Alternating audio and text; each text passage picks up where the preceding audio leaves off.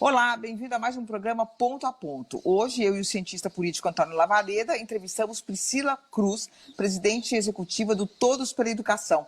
Ela veio conversar com a gente sobre a educação em tempos de pandemia do novo coronavírus. Obrigada, Priscila, por ter aceitado o nosso convite. Obrigada, Mônica Lavareda, um prazer estar aqui com vocês. Priscila, vamos agora ver algumas pesquisas que o Lavareda trouxe para a gente, para depois iniciar a nossa conversa. A pesquisa Educação Não Presencial na Perspectiva dos Estudantes e Suas Famílias quis saber a opinião das pessoas sobre as aulas não presenciais. Para 37%, muito eficientes. Para 26%, pouco eficientes. 36% não foram eficientes. 1% não sabe. Foram 1.021 entrevistas com pais ou responsáveis de estudantes de redes públicas do Brasil, entre 16 de setembro e 2 de outubro de 2020. Já a pesquisa Educação durante a pandemia fez a seguinte pergunta: quando a pandemia acabar, você gostaria que as aulas? 75% disseram voltem a ser presenciais. 17% sejam presenciais e à distância. 7% disseram sejam à distância. 1%, não sei, prefiro não responder.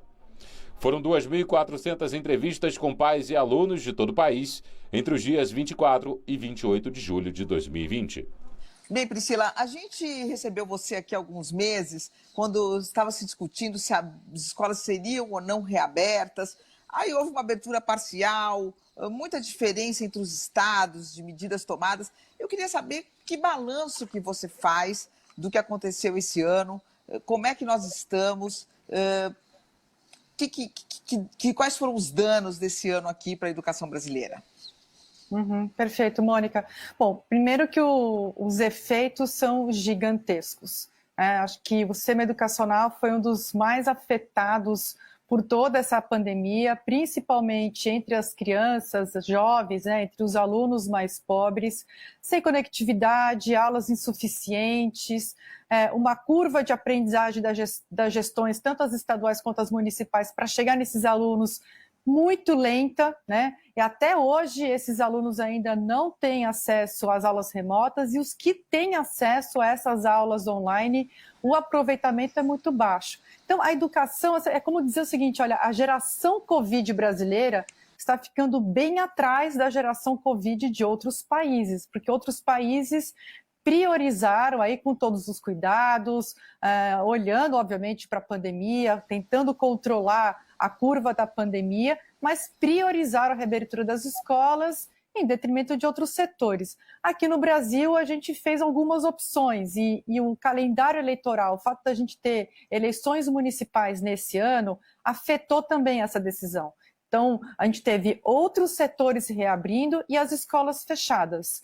Agora a gente vai ter uma segunda onda, provavelmente, ou vai ter aí um aumento. A gente acabou de ter a notícia de que São Paulo já mudou as cores, já começa a ter um aumento das restrições, e, de novo, as escolas vão ficar para trás. Então, acho que agora a grande questão é o que precisa ser feito para priorizar a educação nessa reabertura, que é o que a Europa fez, é o que Nova York fez, é o que a Ásia fez e o que o Brasil não está fazendo.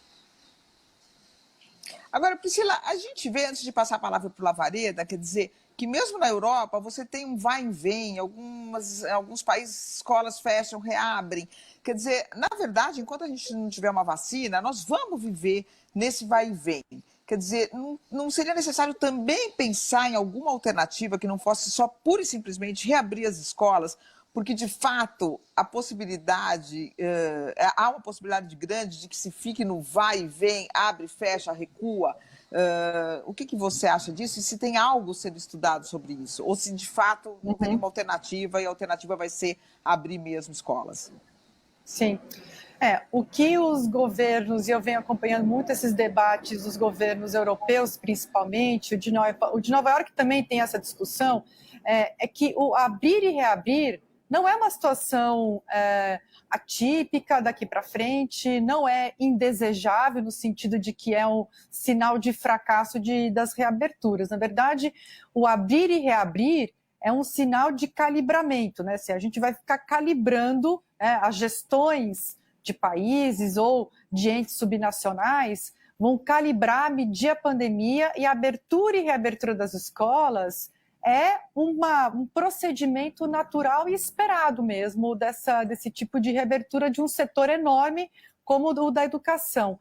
Um pouco, eu sei que essa é uma expressão batida demais, mas é um pouco o novo normal da adaptação entre o fechamento total das escolas e a reabertura total das escolas. O fato concreto, Mônica, Lavareda, quem nos assiste, é que o ensino presencial é aquele que chega de fato nos alunos, né? A gente está com uma pesquisa ainda recente que mostra que 28% dos jovens brasileiros não pretendem voltar para a escola no ano que vem. Se isso se concretizar, é uma bomba educacional, social, econômica, inclusive em termos de segurança pública. O prejuízo para eles, para o país, é gigantesco. A questão toda da aprendizagem, da segurança alimentar dessas crianças. E o que a Sociedade Brasileira de Pediatria e outras sociedades do mundo têm alertado é que a gente precisa, no mínimo, Mônica, Lavareda, colocar na balança um pouco o prejuízo educacional ao lado do prejuízo sanitário e de controle da pandemia. Porque essas crianças que estão em casa, elas estão numa situação de insegurança alimentar muito grande, de insegurança física e até em relação à violência sexual.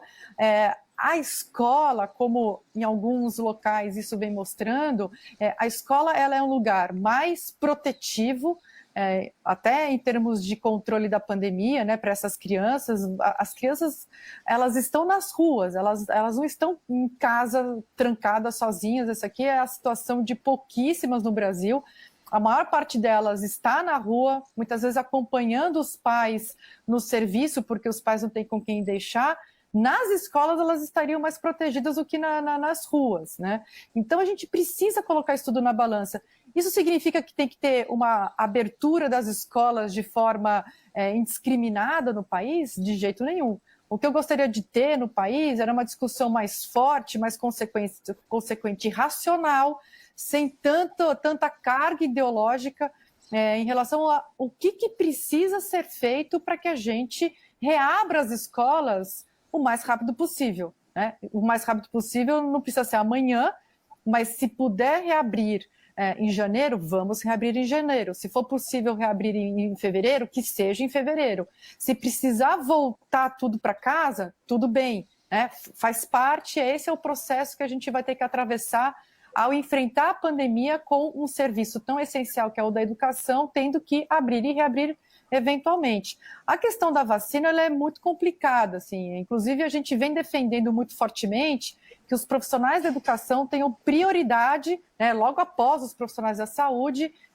ao acesso a essa vacina contra a Covid, né? Então, uma coisa não invalida a outra, né? A gente pode começar a ter reabertura das escolas, talvez priorizando os alunos mais pobres, priorizando os alunos que estão numa situação de insegurança alimentar, liberando os professores que não estão no grupo de risco. Os que estão no grupo de risco, obviamente, não podem voltar para a escola, mas começar a fazer uma reabertura, porque a experiência internacional mostra que isso não afetou a curva da pandemia, não afetou o aumento dos casos, é que os países estão colocando e priorizando a reabertura das escolas em relação a outros setores. Acho que a gente, no mínimo, precisa olhar para isso para poder garantir, que é um tema que, inclusive, eu sei que é de muito interesse de vocês, para a gente garantir o mínimo de mobilidade social no Brasil. A mobilidade social, ela acontece pela via da educação. Se a gente quer que a criança que hoje é pobre, amanhã tenha uma condição de vida melhor, vai ser pela educação, não tem outra forma. E ela está sendo a mais afetada hoje nessa pandemia. É exatamente sobre isso, Priscila, que eu queria lhe perguntar o seguinte. O gap entre as crianças que estão nas escolas públicas, são perto de 50 milhões de garotos e garotas, e os estudantes das escolas privadas já é grande no Brasil, muito grande. Nesse ano, com certeza, esse gap aumentou. A distância ficou maior entre esses dois segmentos e, como tal, prometendo a curto, médio prazo, aumentar ainda, né, contribuir para aumentar a desigualdade que já é grande no Brasil. qual é a estratégia que vocês, do Todos pela Educação, ou outros pesquisadores, têm imaginado, ou já imaginaram até o momento, já pensaram, para compensar esse ano de agravamento desse gap, Priscila? Ou seja, o que é que pode ser feito para que, de alguma forma, esse ano não jogue a favor do aumento da desigualdade entre o aprendizado dos nossos jovens? Perfeito, Lavareda. Acho que essa é a grande questão técnica e também questão ética que a gente precisa enfrentar no Brasil, né? Escolhas. Olha, a nossa defesa, inclusive em documentos agora sendo enviados aos prefeitos e prefeitas eleitos pelo país todo, porque as prefeituras, né, eu venho dizendo assim, essa eleição de 2020 é a eleição mais importante da história da República, não só pelas análises políticas de tendências, etc., mas porque a recuperação da educação começa pela gestão municipal, que se inicia no ano que vem, né? Uma gestão nova, uma gestão agora com menos influência das questões eleitorais, porque a eleição passou, então as decisões tendem a ser mais racionais, né? Olhando para essa criança pobre, olhando para a educação de uma forma efetiva, apaixonada pela causa, mas desapaixonada em termos ideológicos. Acho que essa é a grande batalha que a gente ainda precisa travar aqui no Brasil. Tem duas grandes avenidas que a gente precisa percorrer para poder garantir essa redução da desigualdade, como você bem disse, Lavareda, ela certamente já aconteceu.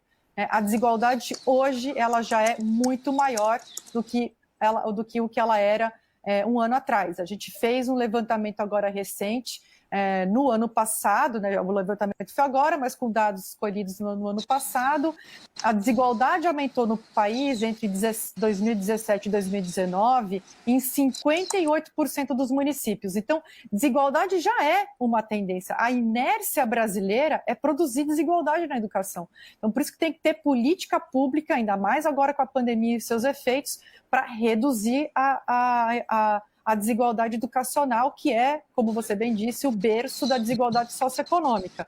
Então, são duas avenidas. Tem uma avenida de curtíssimo prazo, que precisa ser implementada no começo da gestão municipal e das gestões também estaduais, que é de mitigar os efeitos da pandemia, principalmente para esses jovens, né, e para essas crianças e esses alunos. Aqui não tem muito segredo, no sentido seguinte: tem um protocolo mínimo pedagógico, além dos protocolos sanitários para a reabertura das escolas, mas revisão do calendário escolar e do currículo, formação de professores para assegurar que eles estejam preparados para implementar esse novo currículo, porque o currículo, né, de um ano, 2020, que foi muito afetado, então a gente precisa comprimir esse currículo em 2 anos, precisa formar o professor para isso, precisa aplicar avaliação, fazer reforço dos alunos que estão ficando para trás e acelerar essa aprendizagem no contraturno. Então, esse aqui é um pacotinho básico, mas que precisa ser feito de forma muito bem implementada no país. E tem as políticas, que é a outra avenida, que são as políticas mais estruturantes, que são as políticas que a gente já vem defendendo há muito tempo, mas eu quero enfatizar duas, Lavareda, que são, enfim, infelizmente, as duas que o Brasil menos prioriza e são as que mais impactam a aprendizagem dos alunos do Brasil. É como se a gente tivesse assim, se a gente tivesse que puxar o fio para poder fazer a diferença e fazer deslanchar a educação brasileira, esses são os dois fios que a gente precisa puxar, que é a primeira infância, 90% das conexões cerebrais são formadas dos 0 aos 3 anos e a gente não dá atenção nenhuma, a gente só fala em vaga em creche, mas a gente não fala em qualidade desse atendimento, que tipo de estimulação, que tipo de atividade essas crianças estão tendo. A gente tem tanta evidência científica, Brasil e mundo afora, de que o impacto, e eu até vou estender, dos 0 aos 6 anos, se a gente investe, aqui quando eu falo investimento não é só em recursos, mas é energia, em prioridade política, prioridade técnica, de gestão. Nesse período do 0 aos 6, uma criança fortalecida cognitivamente, socialmente, emocionalmente, fisicamente, ela depois ela deslancha. Ela aprende, que é o que a gente vê com as crianças que estão nas escolas particulares. O resultado das escolas particulares não é o resultado da escola exclusivamente, é porque essas crianças, elas receberam uma atenção na primeira infância que faz toda a diferença ao longo de toda a vida dela. Então, esse é um fio que a gente precisa puxar muito fortemente, e é a responsabilidade dos municípios. O outro é de professores, e aqui de novo, chega de agenda ideológica, agenda nem sindical e nem de ficar apontando o dedo para o professor como se ele fosse o culpado, uma agenda racional, uma agenda que olha para a formação inicial, formação continuada, desenvolvimento profissional, carreira, condições de trabalho. E isso tudo vai fazer com que os dois elementos que estão ali na sala de aula, que é o aluno e o professor, estejam fortalecidos para poder aí sim receber as demais políticas, tempo integral, política de alfabetização, implementação da base nacional comum curricular, enfim. Aí a gente tem um terreno fértil para fazer a coisa andar. O problema é que esses são os dois campos que existe uma resistência muito grande a fazer avançar, de ter uma agenda mais fortalecida, mas eu te diria que essas medidas de curto prazo para poder mitigar rapidamente esses efeitos, né? E a gente tem, no Todos para a Educação, 25 pontos absolutamente mapeados, detalhados, para que todas as prefeituras consigam avançar de forma mais rápida. E os caminhos mais estruturantes. Acho que essa é a grande missão do Brasil nos próximos anos.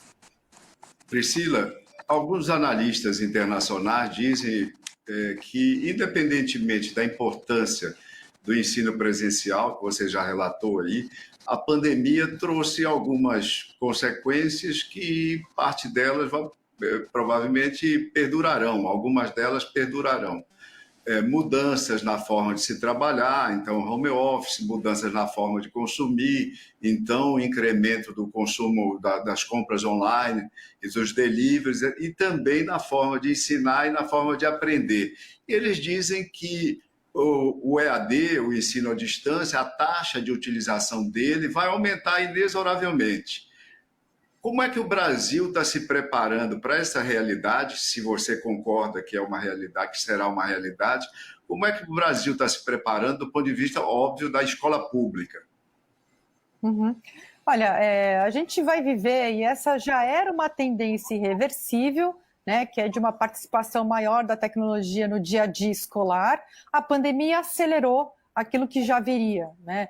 Tirou um pouco o receio, o medo, os professores tiveram que mergulhar nesse universo, se virar nesse universo que muitas vezes era desconhecido para todos eles, os alunos também tiveram que se adaptar a essas novas ferramentas. Só quero aqui enfatizar que não todos, né? A gente tem aí uma grande parte dos alunos, um pouco mais de 30% dos alunos brasileiros não tiveram acesso a esse ensino remoto por falta de acesso ao equipamento e conectividade.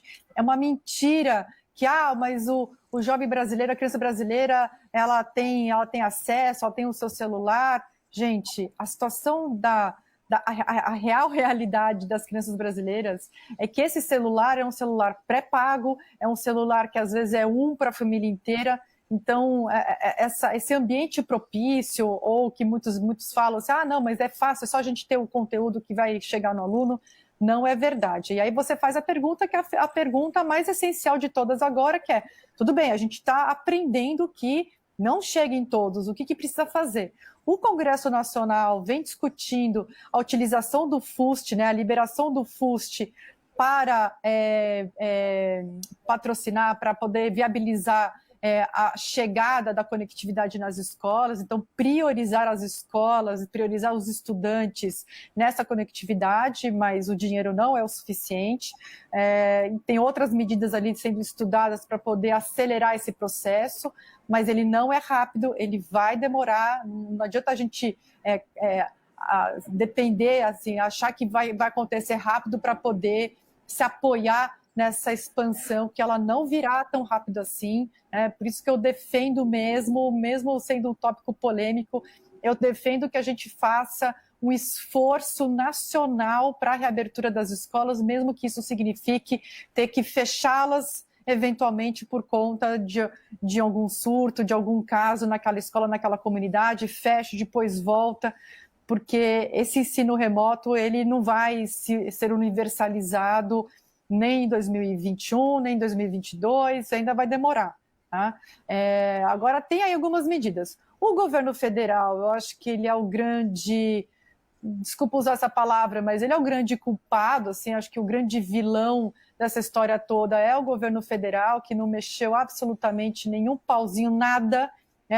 Não fez negociação com as teles, não sentou com estados e municípios para poder coordenar um esforço nacional de forma articulada, né, para garantir que não tenha tanta desigualdade educacional, para acelerar a tramitação no Congresso, para acelerar uma priorização, ainda mais um governo que tem aí uma certa proximidade com as questões de infraestrutura. Então, vamos colocar esse esforço de infraestrutura a favor das escolas, dos alunos, das famílias mais pobres, que são as que precisam de conectividade para ter seus filhos estudando, né?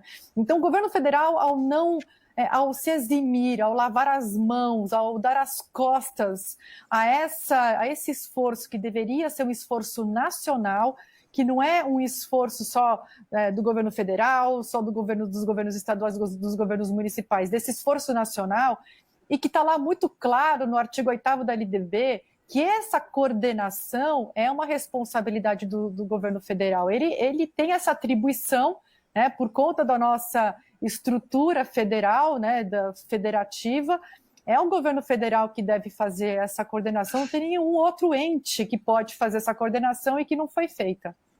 Priscila, você deu uma informação aqui que eu queria esmiuçar um pouquinho com você. Você disse que 28% dos estudantes não querem retornar às aulas no próximo ano. Qual a idade deles? O que eles argumentam? E se isso é possível? Porque a educação ela é obrigatória, quer dizer, os pais não podem ter essa opção, eles têm que colocar as crianças nas escolas.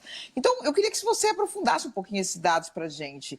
Quem que está dizendo que não vai voltar para a escola e por quê? Sim, Mônica. Essa é uma pesquisa do Conjuve, que é o Conselho de Juventude, uma pesquisa realizada, eu não vou ter aqui exatamente o número de alunos que foram pesquisados, mas uma pesquisa representativa do universo de jovens entre 15 e 22 anos. São jovens, em parte, no ensino médio, em parte no ensino superior. O que eles estão dizendo é o seguinte: é que, por conta dessa situação toda e por uma sensação que eles têm, que foi um ano perdido, muitos tiveram que trabalhar, tiveram que ajudar suas famílias a completar a renda, passaram a ver que eles não vão conseguir acompanhar no ano que vem, um certo receio de reprovação, tem uma série de razões ali, mas o que a gente tem visto é que isso é mais ou menos uniforme entre aqueles que estão no ensino médio e os da universidade, né? Um pouco assim de diferença entre as razões, mas basicamente esses são os motivos. A questão da obrigatoriedade, você tem razão, a obrigatoriedade no Brasil, desde 2019, é uma lei recente, mas é uma lei que está em vigência, de 4 a 17 anos, a família tem a obrigação, o aluno tem a obrigação de estar matriculado na escola. Mas para ter qualquer tipo de responsabilização, o Conselho Tutelar precisa ser acionado, o Ministério Público precisa acionar. Então, e a responsabilidade ela é compartilhada entre o poder público e a família. Não tem uma clareza tão grande de que a família sozinha ela é responsabilizada. E a gente sabe que quanto mais velho essa criança, esse jovem, mais difícil é a família controlar, né, a sua vida, a matrícula, a frequência na escola. O que os estados estão fazendo? Muitos estados estão fazendo, infelizmente não todos, mas é um processo já sabendo que essa evasão ela será muito grande, né? Talvez ela não chegue a 28%, porque essa opinião vai mudando, depois com a reabertura das escolas, os alunos começam a ver que os colegas estão voltando, ele também vai querer voltar. Eu não acredito que a gente vá chegar em 28%. Hoje é a intenção, né? A intenção de 28% dos alunos é de não retornar. Mas a gente pode ter uma situação melhor lá no futuro, principalmente com a ação de algumas secretarias estaduais de educação. Os municípios também estão fazendo, mas em volume bem menor.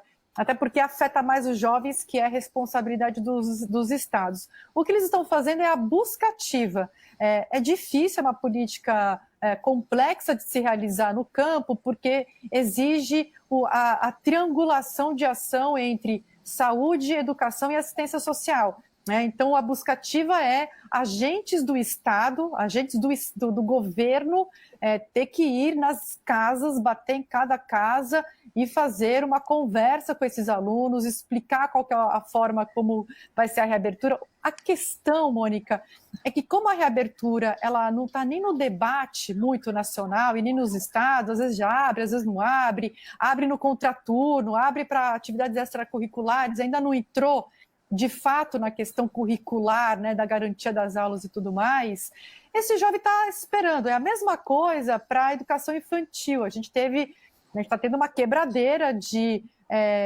creches e pré-escolas privadas, porque os pais tiraram, né, e é compreensível, e estão esperando. Essa matrícula ainda não bateu na rede pública, porque esses pais que tiraram da privada, ou mesmo os novos pais, né, porque esses bebezinhos foram crescendo, no ano que vem é o ano em que eles seriam matriculados, os pais estão esperando.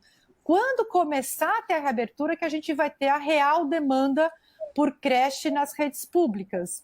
E as redes públicas não estão preparadas para receber essa quantidade, que vai ser uma quantidade não trivial e não histórica, de novas matrículas. Então, a gente tem essa evasão, ou essa não frequência entre os pequenininhos, entre as crianças menores, e lá o problema também é a juventude, mas tem que fazer busca ativa.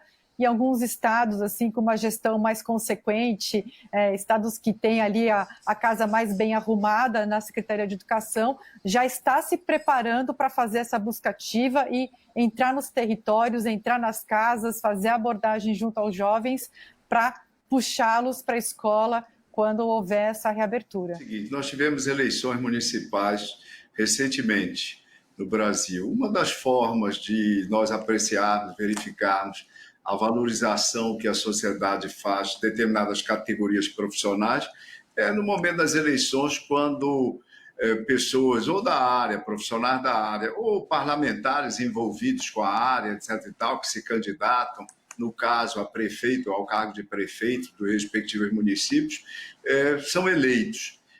O que é que você observou nessas eleições municipais brasileiras recentes?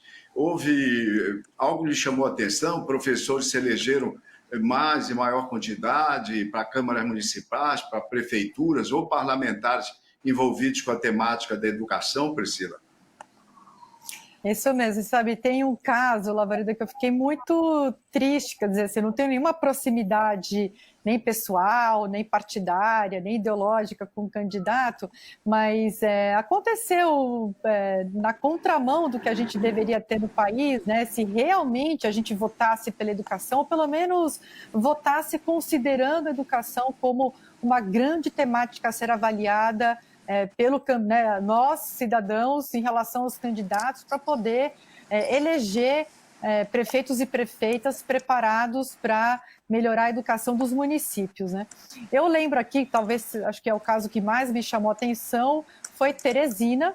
Teresina é a capital com melhor desempenho da educação no país, né? Teresina, que tem uma renda per capita bem abaixo da média nacional, tem um investimento por aluno que é menos da metade do investimento por aluno em São Paulo, com um nível socioeconômico muito mais baixo. A gente sabe o quanto, né, os especialistas sabem, você sabe, a Mônica conhece, o quanto que o nível socioeconômico pesa, e aí se for um nível socioeconômico baixo, pesa negativamente no resultado final. Então, esse esforço adicional que a gente precisa fazer em relação às crianças pobres é fundamental para reduzir a desigualdade educacional.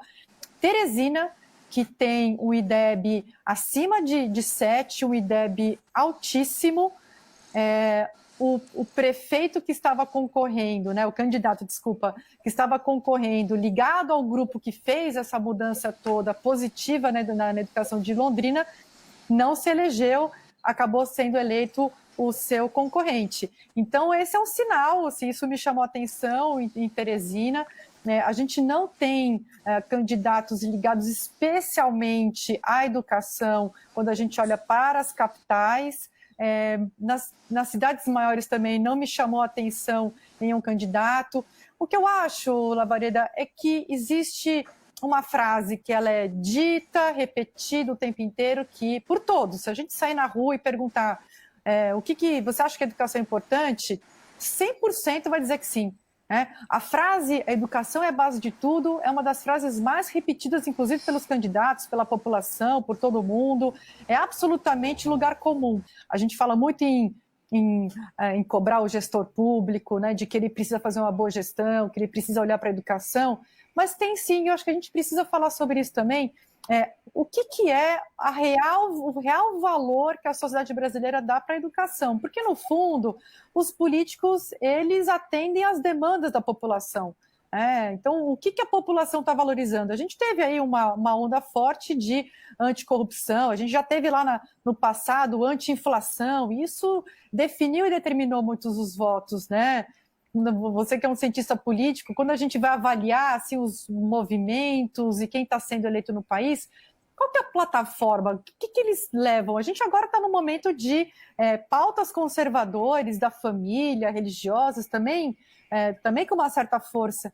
A educação não entra. A educação, a minha visão, e até seria um debate importante da gente fazer mais nacionalmente, a minha visão é que as questões de curto prazo, as questões mais imediatas, elas têm uma prerrogativa muito forte.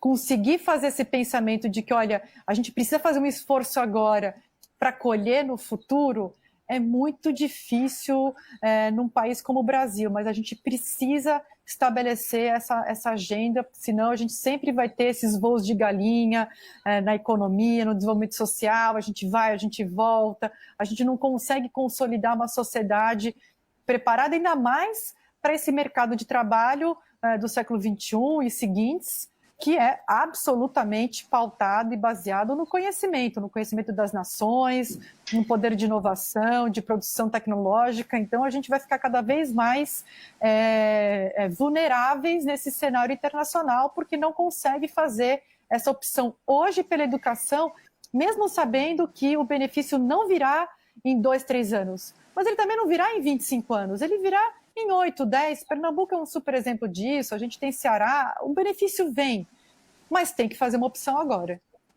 Bem, Priscila, infelizmente nós chegamos ao fim do Ponto a Ponto, queria agradecer muito a sua presença aqui no programa e que você volte no próximo ano, espero que com melhores notícias. Obrigada, Priscila. Sim, sem dúvida, Mônica, muito obrigada, você, Lavaredo, um prazer estar com vocês aqui, até a próxima. E você pode assistir a esse e a todos os programas que já foram ao ar no site www.bandnewstv.com.br. Muito obrigada pela companhia e até o próximo Ponto a Ponto.